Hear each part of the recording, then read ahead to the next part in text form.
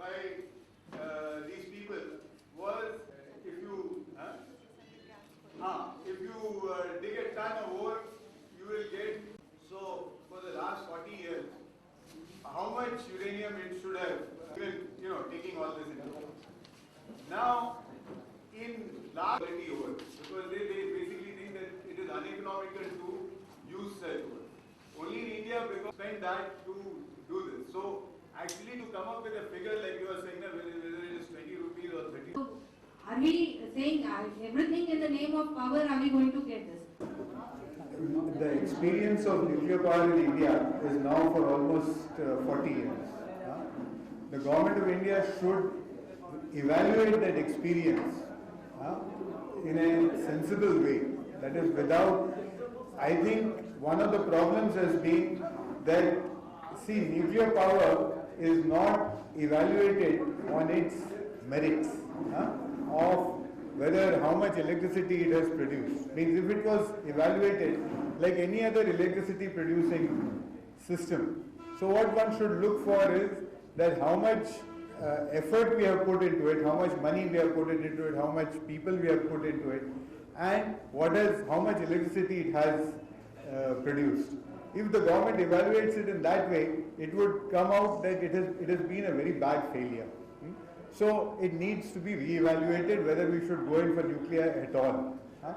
Instead, what the government has been doing is they're trying to put in more and more money into it in the hopes that somehow its performance will improve. See these numbers that are thrown about, that like 20,000 megawatts by the year 2020. Bhabha had come up with this thing that it will be 25,000 megawatts by the year 1987. That was the projection done in 1962. So in 1987, country was producing less than 1,000 megawatts. So less than 20 times what had been projected. So as such, if you look dispassionately at what nuclear energy has done over the last so many years, it turns out that it has been a big failure. So we should look into it and then realize that if it doesn't meet our needs, we should give it up and do something else. There are other possibilities are there. That's what I think. See, the first thing to do is to go from the cheapest to the costliest, not start from the costliest to the cheapest. The cheapest, this thing in India or anywhere in the world, is conservation. So if we go in a big way for conservation, reduce our transmission and distribution losses, that would be the cheapest way of getting electricity and getting it right now.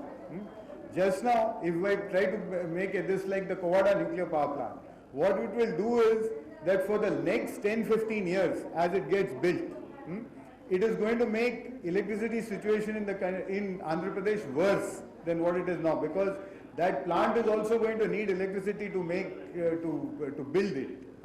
So what you are going to get electricity is after 15 years. Conservation would get you electricity right now, and that will be the cheapest. So first of all, we should go in for conservation. After that, go in for renewable sources, and only after that, if we need some more electricity, go in for these large bulk generation. But that should be much later. The first thing should be should start from conservation.